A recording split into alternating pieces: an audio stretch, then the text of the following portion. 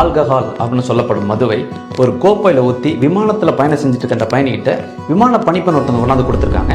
அதுக்கு அந்த பயணி வேண்டாம் அப்படின்னு நாசுக்கா சொல்லிட்டாரு.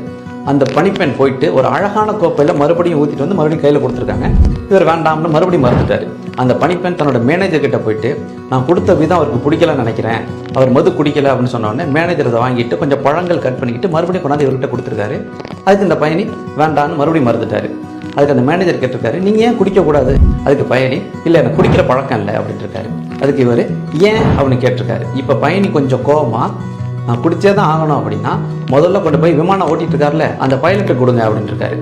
அதுக்கு மேலாளர் கொஞ்சம் பதறி போய் அவர் டியூட்டியில் இருக்காரு, இப்போ அவர் குடிச்சாருன்னா தவறு இழைக்கிறதுக்கான வாய்ப்புகள் நிறையவே இருக்குது, அதோட டியூட்டியில் இருக்கும்போது குடிக்கக்கூடாதுங்கிறது ரூல்ஸு, அவர் ரூல்ஸை மீற மாட்டார் அப்படின்ட்டு இருக்காரு.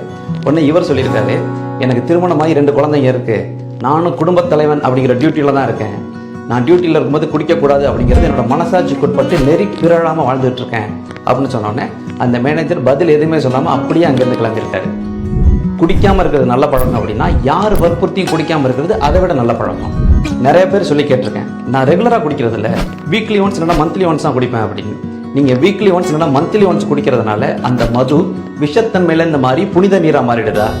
உங்கள் மதியை செயல்பட விடாமல் செய்யும் மது தேவையான குடிப்பழக்கம் இருக்கும் அத்தனை நண்பர்களும் தயவு செஞ்சு யோசிங்க.